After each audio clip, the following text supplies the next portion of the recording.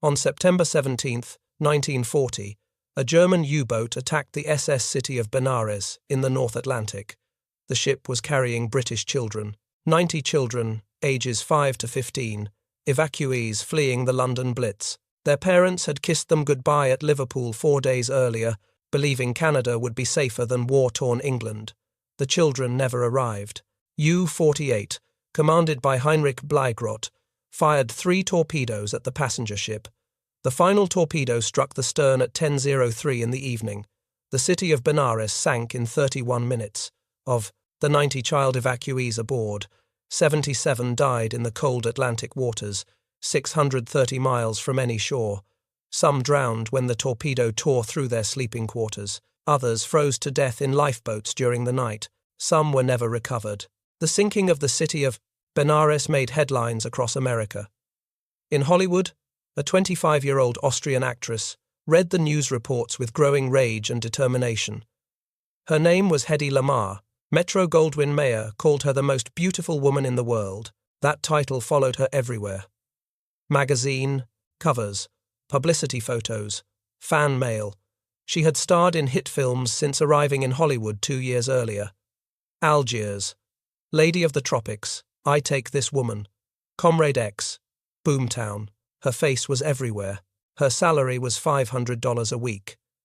She lived in a sprawling home in Bel Air with mountain views and a swimming pool. She attended premieres with Clark Gable and Spencer Tracy. She wore gowns by Adrian and jewelry worth more than cars. Photographers fought for shots of her face, those legendary features that bone structure fashion magazines called mathematically perfect. Batman. Co-creator Bob Kane later cited her as a primary inspiration for designing Catwoman. Plastic surgeons reported that more women requested Hedy Lamarr's features than anyone else in history. But none of that mattered. Not the money, not the mansion, not the fame, not the beauty. Children were dead because of German U-boats.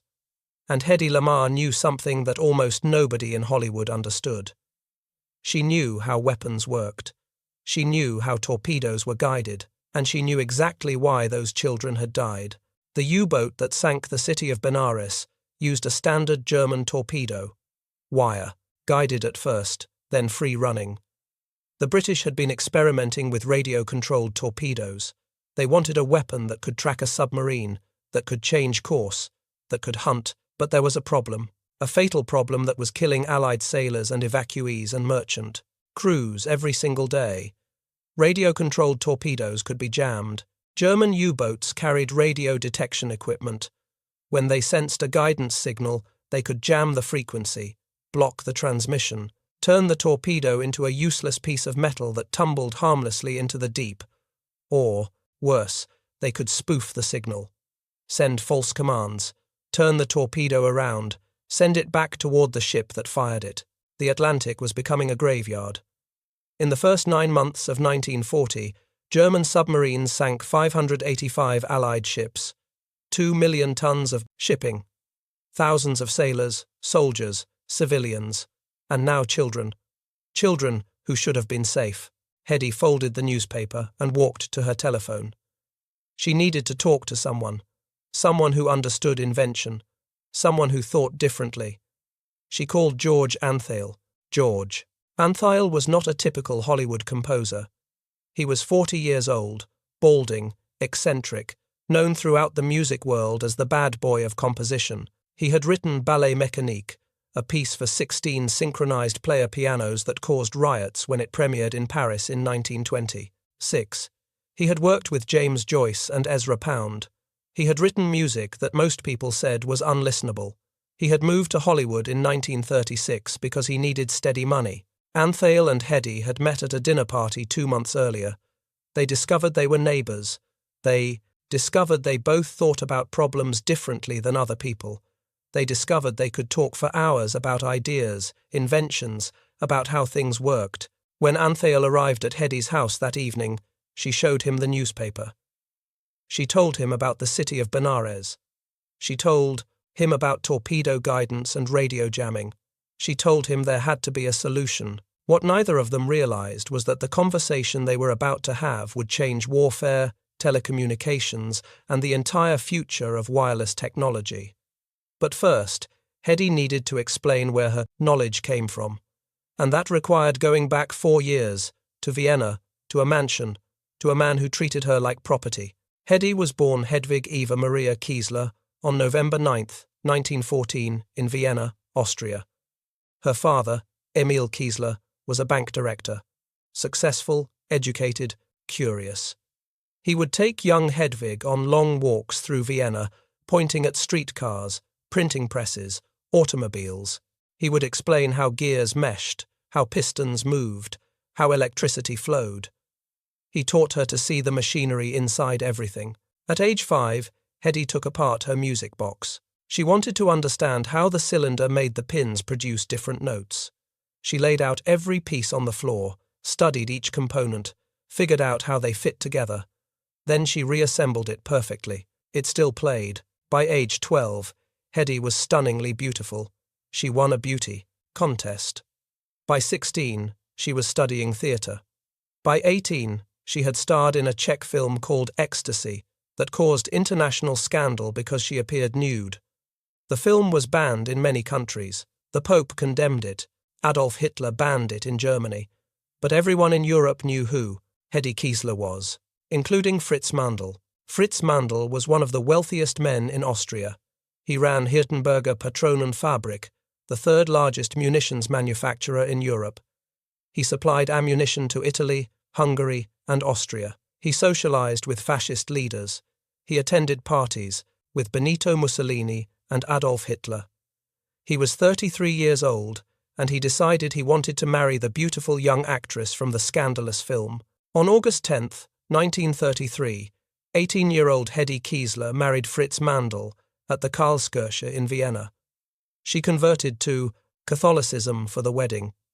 She wore white. Photographers crowded outside the church. It looked like a fairy tale. It was a prison. Mandl was obsessively controlling. He restricted where Hedy could go, monitored who she could see, dictated what she could do.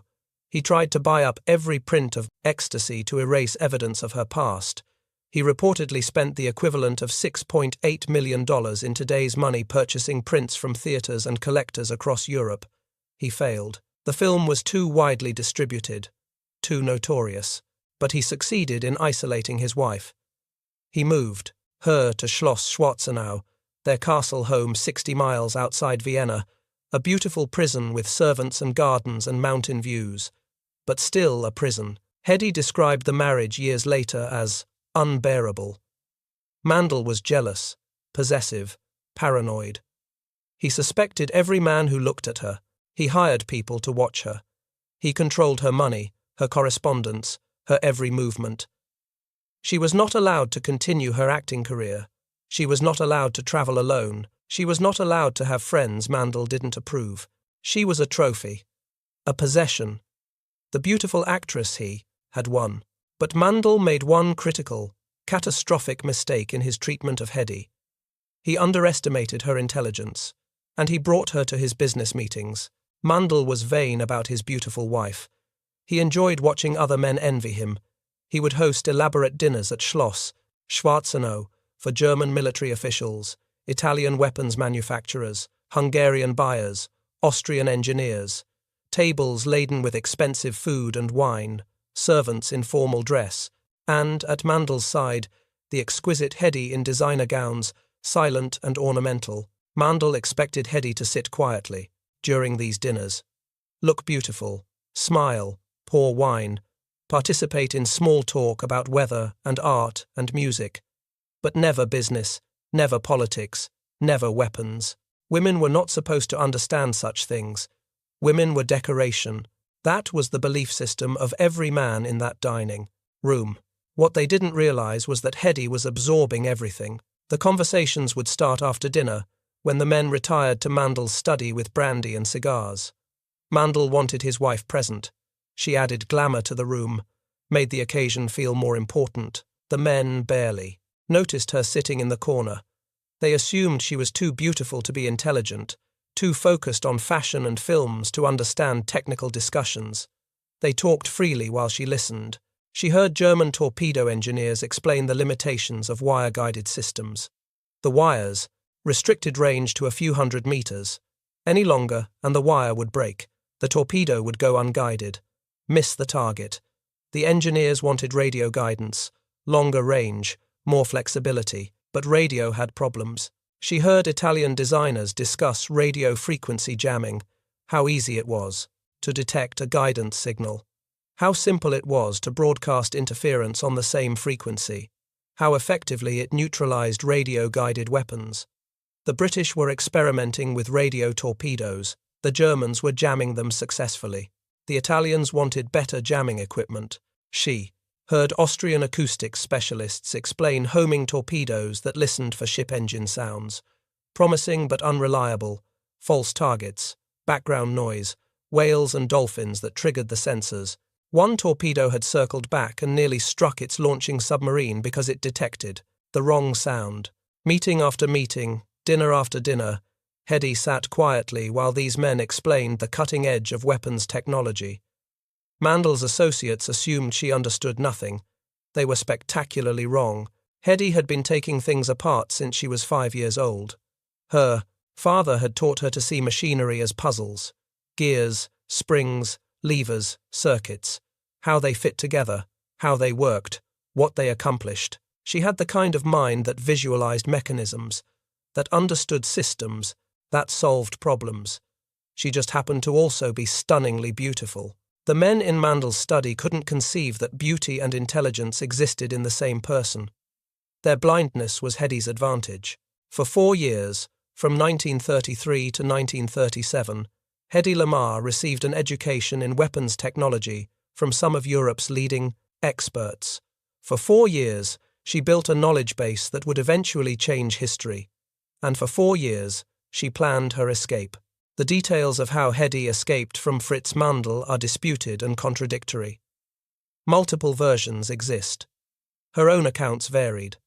Some stories say she disguised herself as one of her maids, wore the servant's uniform, slipped out during a party when the house was crowded with guests, walked past security guards who thought she was staff. Some accounts say she drugged her lady's maid with sleeping pills, took the woman's clothes and identification, left in a car with vegetables being delivered to Vienna. Other versions are simpler. Some say she convinced Mandl to let her wear all her jewelry to a dinner at the opera in Vienna, told him she wanted to make an impression, wanted everyone to see how well he treated her. Then during intermission, she simply disappeared. Walked out of the opera house wearing diamonds worth a fortune, got in a taxi, went to the train station, took the night train to Paris. The truth probably contains elements of all these stories. What is certain is this. In August 1937, Hedy Lamarr left Vienna. She left Fritz Mandl. She left Austria. She left her entire life behind. She was 22 years old. She had been married for 4 years. She had absorbed 4 years of weapons intelligence. She had endured 4 years of isolation and control. She was done being Fritz Mandl's trophy wife. She was done with fascist Europe. She was done being treated like property instead of a person. She went to Paris first, then to London. In London, she sought a meeting with Louis B. Mayer. On the ship to New York, Hedy met Louis B. Mayer, the head of Metro Goldwyn Mayer Studios. Mayer was returning from a European talent search. He took one look at Hedy and saw money. He offered her a contract, $500 a week for 7 years. On one condition, she had to change her name. Hedy Lamarr sounded too German, too Jewish, too foreign. Mayer renamed her after silent film star Barbara Lamarr. Hedy Lamarr arrived in Hollywood in September 1938. Her first film was Algiers, opposite Charles Boyer. The public was mesmerized. Critics called her the most beautiful woman ever filmed. Warner Brothers animators based Catwoman on her. Plastic surgeons reported that more women requested Hedy Lamarr's features than anyone else in history. But Hedy was bored. The roles MGM gave her were all the same. Exotic temptress, mysterious seductress, glamorous decoration. She would stand still and look beautiful. She would wear stunning gowns. She would deliver her lines in that distinctive Austrian accent. She would be photographed from every angle. and she would go home to an empty house and work on inventions. Hedy set up a small laboratory in her trailer on the MGM lot. She kept another workshop at home. Between takes, while other actresses read magazines or gossiped, Hedy designed. She invented a tablet that would dissolve in water to create carbonated soda. It fizzed but tasted terrible. She redesigned traffic lights, she improved tissue dispensers, and she dated Howard Hughes. Howard Hughes was not a typical Hollywood figure. He was an aviator, an engineer, a billionaire who owned airlines and built airplanes. He understood Hedy in a way that other men didn't. He didn't just see beauty, he saw intelligence. He gave Hedy a small set of tools and equipment. He took her to his airplane factories. He showed her how planes were designed. He introduced her to engineers. He asked for her input on wing design. Hedy studied the fastest fish and the fastest birds. She sketched a new wing profile combining the streamlined shape of a fish fin with the swept curve of a bird wing. She showed the design to Hughes. He looked at it for a long time. Then he said, "You are a genius." Hughes gave Hedy something nobody else in Hollywood had given her: respect for her mind, encouragement to invent, freedom to think. But the relationship ended. Hughes was too unstable, too controlling, too obsessive.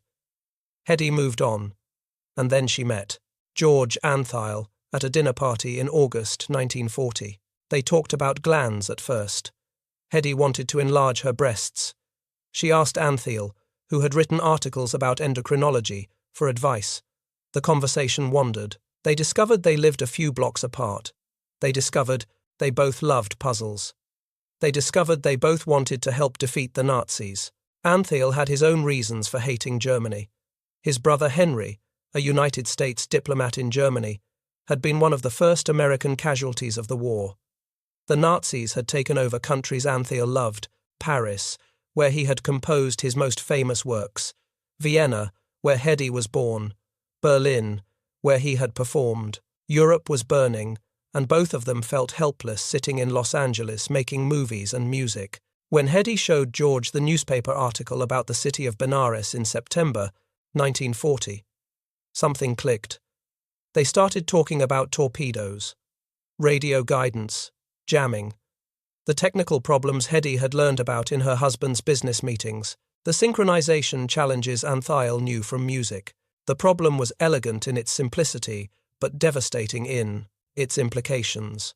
Radio-guided torpedoes operated on a single frequency. The ship launching the torpedo had a transmitter. The torpedo had a receiver, both tuned to the same frequency. As the torpedo traveled through the water, the ship sent guidance commands over that frequency. Turn left 10 degrees, turn right 5 degrees, maintain depth, arm the warhead, detonate on impact. As long as nobody interfered with that frequency, the system worked brilliantly.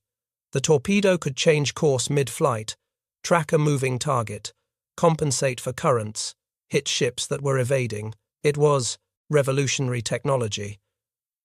But it had one fatal flaw. The guidance frequency was vulnerable. German U-boats carried sophisticated radio detection equipment, arrays of antennas, sensitive receivers scanning the radio spectrum constantly. When a British ship fired a radio-guided torpedo, the guidance signal lit up German receivers like a spotlight. Within seconds, German radio operators could identify the exact frequency. Within seconds more, they could start broadcasting interference. The interference was simple but effective. Broadcast powerful radio noise on the same frequency the torpedo was using. Overwhelm the guidance signal. The torpedo's receiver couldn't distinguish between the legitimate commands from the launching ship and the jamming noise from the submarine. The guidance system failed. The torpedo went blind. It would either maintain its last heading or enter a default pattern. Either way, it usually missed. Worse, German operators could sometimes transmit false commands.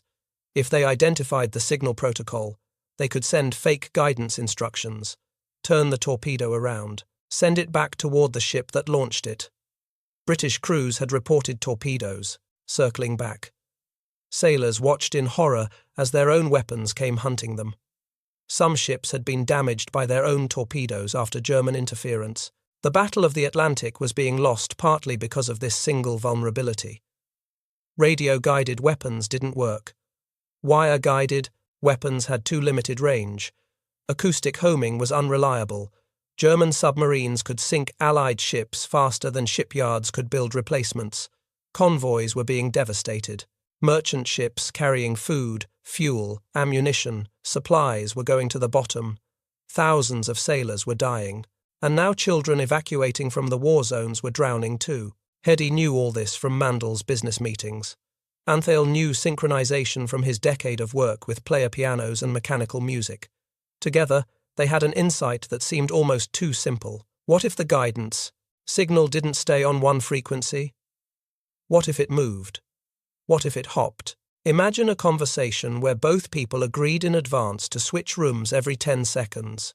They start in room 1.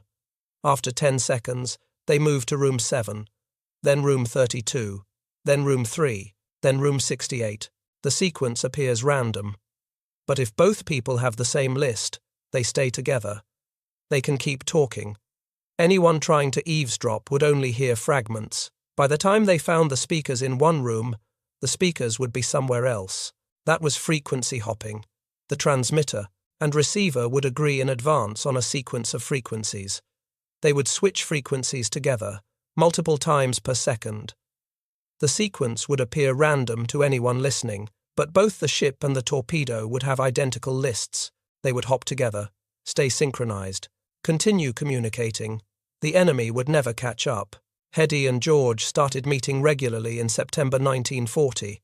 They worked in the evenings after their day jobs. Hedy would finish filming at MGM. George would finish composing. They would meet at Hedy's home in Bel Air or at George's apartment. They would work for hours, sketching diagrams, calculating frequencies, designing mechanisms. The first challenge was selecting the frequencies. They needed enough frequencies that the hopping pattern wouldn't repeat quickly, but not so many that synchronization became impossible. George suggested 88. The same number as keys on a piano. It was familiar.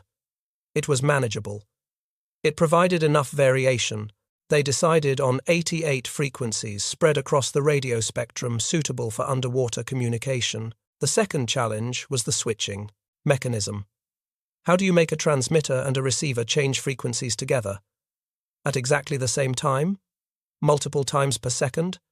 With no room for error? This was where George's experience with ballet mécanique became crucial. In that composition, he had attempted something no one had done before.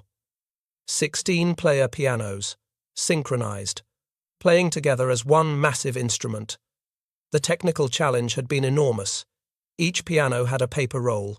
Holes punched in the paper controlled which keys played. The rolls had to advance at exactly the same speed. If one piano was even, slightly faster or slower than the others, the whole composition would collapse into chaos. George had learned everything about synchronization from that project. He knew how pneumatic controls worked, how to design rolls, how to keep mechanisms running at precise speeds, how to make clocks that stayed accurate. All of that knowledge applied directly to frequency hopping. They designed a system using perforated paper rolls, similar to player piano rolls but adapted for radio control. The roll would have 88 positions corresponding to the 88 frequencies, holes punched in.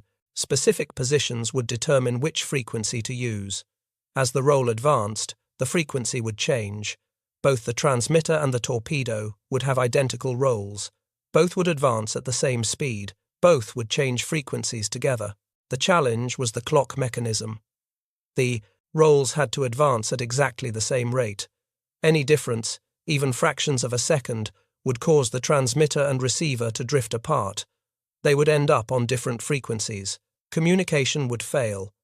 The system required precision. George designed a clock mechanism using a small motor and gear train. The motor would spin at a constant rate controlled by a crystal oscillator. The gears would advance the paper roll at precise intervals. Both the transmitter and the torpedo would have identical clock mechanisms. They would start at exactly the same moment. They would run at exactly the same speed. They calculated switching rates. Too slow, and the enemy could jam each frequency during the dwell time. Too fast, and the radio components couldn't settle on the new frequency before switching again. They settled on switching several times per second. Fast enough to avoid jamming. Slow enough for the radio hardware to keep up. Hedy and George worked through the technical details over 3 months. Hedy contributed the weapons knowledge, the requirements for underwater communication, the capabilities of German jamming equipment, the operational constraints of torpedoes. George contributed the synchronization expertise, the mechanical design, the roll system, the clock mechanisms. By December 1940, they had a complete conceptual design. They had calculated the frequencies, designed the rolls, specified the clock mechanism, worked out the synchronization system, created detailed technical drawings. They were ready to present it to someone who could help. They submitted their proposal to the National Inventors Council in late December 1940. The council had been established earlier that year by President Roosevelt to collect innovative ideas from civilians for the war effort. Anyone could submit. Farmers, teachers, engineers, housewives, inventors. Anyone with an idea that might help.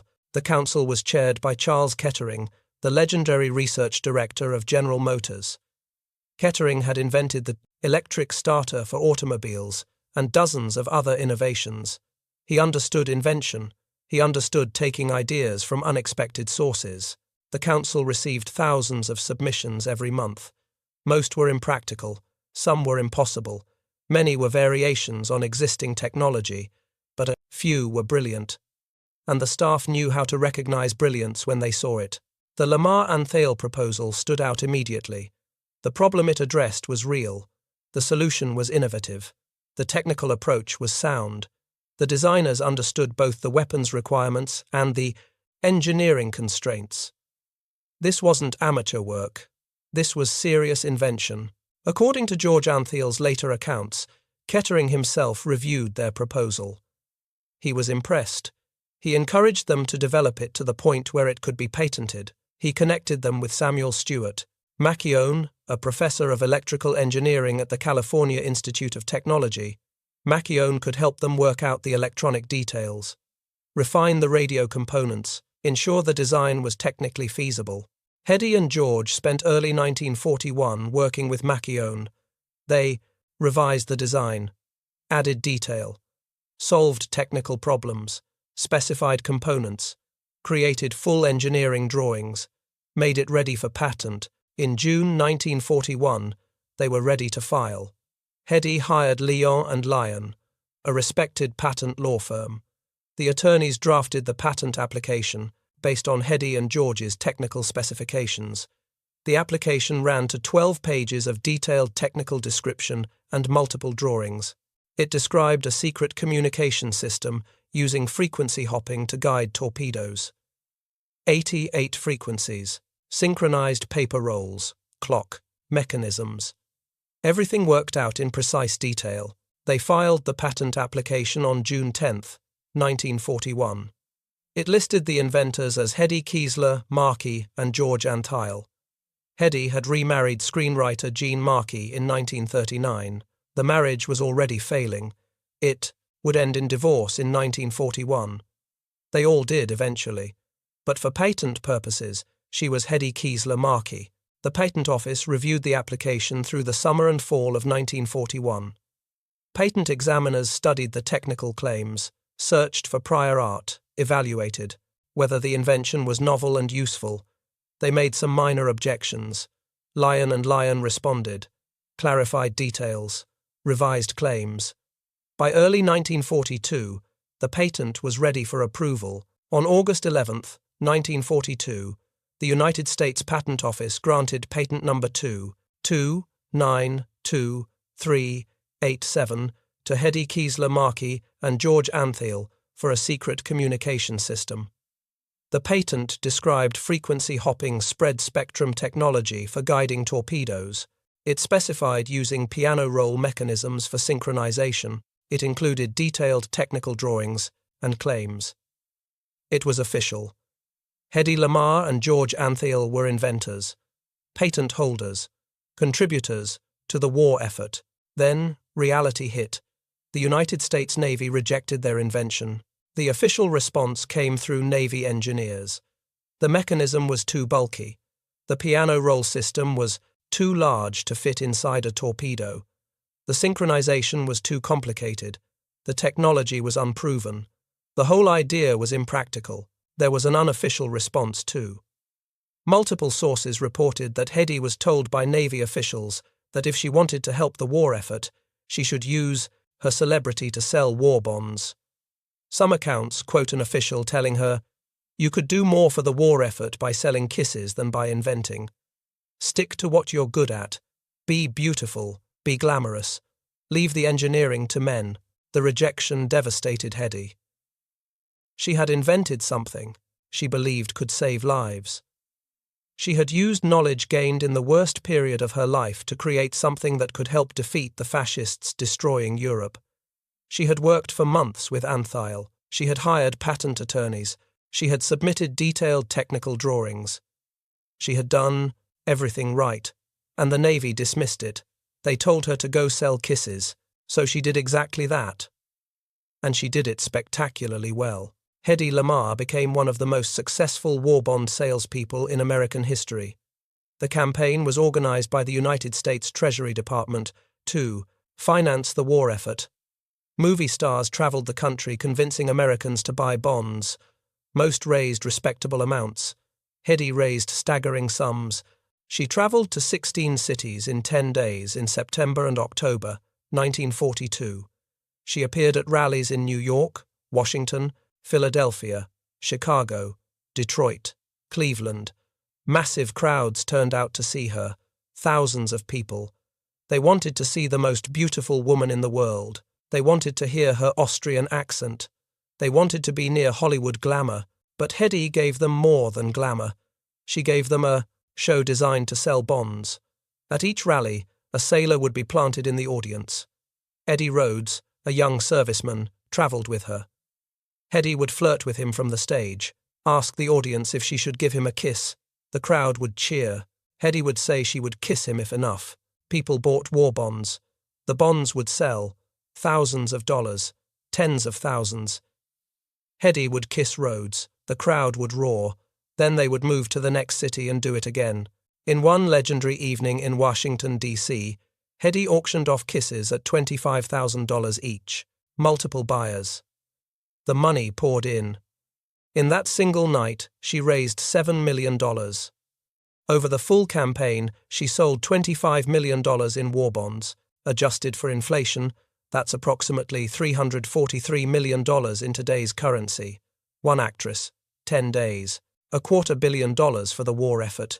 She also volunteered at the Hollywood Canteen after it opened in October 1942. The Canteen was a club on Cahuenga Boulevard where servicemen could eat, dance, and meet movie stars for free. Hedy served food. She washed dishes. She danced with soldiers and sailors. She signed thousands of autographs. She did everything they asked her to do. Be beautiful. Be helpful. Be inspiring. Don't try to be an engineer. The patent sat in a file cabinet at the Navy Department. George Antheil went back to composing. Hedy went back to making movies. The war continued. U-boats continued sinking ships. Allied torpedoes continued being jammed. People continued dying. The irony was crushing. Hedy had created something that could have saved lives. Instead, she sold kisses. But the story doesn't end there. Technology has its own timeline. Ideas wait. The patent sat dormant through the rest of World War II. It sat dormant through the late 1940s. Then, in the 1950s, military engineers working on a completely different problem stumbled onto frequency hopping. The problem was sonobuoys. These were devices dropped from airplanes into the ocean to detect submarines using sonar. The sonobuoy would listen for submarine engines and propellers. When it detected something, it needed to transmit that information back to the airplane, but if the transmission used a single frequency, the submarine could detect it and jam it. Engineers developing sonobuoys discovered the Lamarr-Antheil patent. They realized frequency hopping was exactly what they needed, but by then, technology had advanced. Instead of paper rolls, they could use electronics, lightweight transistors instead of bulky mechanical systems. The patent gave them the concept. Modern electronics gave them the implementation. The first operational frequency hopping system was deployed on United States Navy ships in 1962, 20 years after Hedy and George filed their patent, just in time for the Cuban Missile Crisis. Just in time for the moment when the world came closest to nuclear annihilation. October 1962 was the most dangerous month in human history. Soviet Premier Nikita Khrushchev had secretly installed nuclear missiles in Cuba, medium-range ballistic missiles capable of reaching Washington, D.C. in less than 5 minutes. Long-range missiles that could hit any city in the continental United States.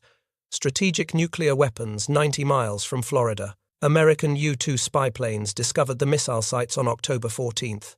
President John F. Kennedy was informed on October 16th. 6 days, Kennedy and his advisors debated responses in secret. An invasion of Cuba, airstrikes on the missile sites, a naval blockade, diplomatic pressure. Every option risked escalation. Every option risked nuclear war. On October 22nd, Kennedy addressed the nation on television. He announced the discovery of the missiles. He announced a naval quarantine of Cuba. Any Soviet ship carrying weapons to Cuba would be stopped, boarded, turned back. The United States was drawing a line. The quarantine would begin on October 24th. The Soviet Union had a choice. Stop their ships, remove the missiles, or defy the blockade, force a confrontation, risk war. On October 24th, Soviet ships approached the quarantine line. United States Navy destroyers and cruisers waited. Sailors watched radar screens, tracked the Soviet vessels, prepared for combat. The world held its breath. If the Soviet ships crossed the line, American ships would intercept them. If the Soviets resisted, shots would be fired. If shots were fired, escalation to nuclear weapons became almost inevitable. Then the Soviet ships stopped, just short of the quarantine line. They turned around. They went back. Secretary of State Dean Rusk said to National Security Advisor McGeorge Bundy, "We're eyeball to eyeball," and I think the other fellow just blinked. But the crisis wasn't over. The missiles were still in Cuba. Soviet submarines were operating in the Caribbean. American destroyers were hunting them. The submarines were armed with nuclear torpedoes. The submarine commanders had authority to use them without direct orders from Moscow. If a submarine was attacked, the captain could decide to fire a nuclear weapon. One nuclear torpedo could destroy an entire naval task force, could trigger retaliation, could start World War III. On October 27th, the crisis reached its peak. Soviet anti-aircraft batteries in Cuba shot down an American U-2 spy plane. The pilot, Major Rudolph Anderson Jr., was killed. Kennedy's military advisors pushed for immediate airstrikes. An invasion of Cuba within days. The Joint Chiefs of Staff believed war was inevitable. Better to strike first. At the same time, Soviet submarine B-59 was being hunted by American destroyers near the quarantine line. The submarine had been submerged for days. The crew was exhausted. The air conditioning had failed. The temperature inside was over 120 degrees Fahrenheit. Carbon dioxide was building to dangerous levels. The captain had lost radio contact with Moscow. He didn't know if war had started. American destroyers were dropping depth charges. Practice charges intended to force the submarine to surface. But the Soviet crew didn't know they were practice charges. They thought they were under attack. The captain of B-59, Valentin Savitsky, decided to use his nuclear torpedo. He believed war had started. He believed his submarine was about to be destroyed. He wanted to take the American ships with him. He ordered the nuclear torpedo prepared. The political officer agreed, but Soviet regulations required agreement from all 3 senior officers. The third officer, Vasily Arkhipov, refused. He argued against using nuclear weapons. He convinced Savitsky to surface instead, to surrender instead, to live instead. Vasily Arkhipov may have saved the world that day. One man's decision, one refusal, one moment of restraint when everything pushed toward escalation. The crisis ended on October 28. Khrushchev agreed to remove the missiles from Cuba. Kennedy secretly agreed to remove American missiles from Turkey. The world stepped back from the edge. Nuclear war was avoided. Barely. Every United States Navy ship in that quarantine line had been armed with torpedoes guided by frequency, hopping spread-spectrum technology. The technology Hedy Lamarr and George Antheil had invented 20 years earlier. The technology the Navy had rejected in 1942 as too bulky and impractical. The torpedoes worked flawlessly. Soviet submarines couldn't jam the guidance signals, couldn't interfere with communications between American ships, couldn't spoof the control systems. The technology that nobody wanted in World War II helped prevent World War III in the Cuban Missile Crisis. But Hedy Lamarr had no idea. Nobody told her. She was living in near isolation by 1962. Her film career had ended. Her marriages had all failed. She rarely left her home. She communicated with the outside world primarily by telephone. She had no idea that the military was using her invention. No idea that frequency hopping had become fundamental to American naval communications. No idea that her patent had been declassified and was being used operationally. Hedy continued acting through the 1940s and 50s. Her biggest hit was Samson and Delilah in 1949, directed by Cecil B. DeMille. She played the ultimate temptress, seducing Victor Mature's Samson. It was MGM's highest-grossing film up to that point. But by the late 1950s, the roles dried up. Hedy was getting older. Hollywood wanted younger actresses. She made her last film in 1958. She married and divorced 6 times total. Fritz Mandl, Gene Markey, John Loder, Teddy Stauffer, Howard Lee, Louis Boys. Every marriage failed. She had 3 children. She became increasingly reclusive. She moved to Florida. She avoided public appearances. She communicated with the outside world primarily by telephone, sometimes talking 6 or 7 hours a day but rarely seeing anyone in person. George Antheil died in 1959, the same year their patent expired. He never knew that his invention was being used by the military. He never knew it would become the foundation for modern wireless communication. He wrote in his 1945 memoir that Hedy was very, very bright. Compared to most Hollywood actresses we know, Hedy is an intellectual giant. But the world wasn't listening. The decades passed. The technology evolved. Frequency hopping became spread spectrum. Spread spectrum became the foundation for military communications. Then civilian communications. Then everything wireless. In the 1980s, cell phone networks began using variants of spread spectrum technology. In the 1990s, Wi-Fi emerged based on the same principles. Bluetooth, GPS. Every wireless technology that allows multiple devices to communicate without interfering with each other uses concepts that trace back to frequency hopping. By the mid-1990s, frequency hopping technology was worth billions of dollars. It was everywhere, in phones, in computers, in military systems, in commercial systems, and almost nobody knew where it came from. Then, in 1997, a group of engineers at the Electronic Frontier Foundation were researching the history of wireless communication. They found patent number 2292387. They saw the names Hedy, Kiesler, Markey, and George Antheil. They realized that Hedy Kiesler Markey was Hedy Lamarr. They were shocked. An 83-year-old woman living in Florida, a reclusive former actress, the mother of Wi-Fi. The Electronic Frontier Foundation decided to honor Lamarr and Antheil with their Pioneer Award in 1997. They contacted Hedy in Florida. She was stunned. She had assumed everyone had forgotten. She had assumed her patent meant nothing. She was told that her invention had become the basis for wireless communication technology worth $30 billion. When informed she would receive the award, Hedy reportedly said, "Well, it's about time." She was also awarded the Bulby Gnas Spirit of Achievement Award the same year.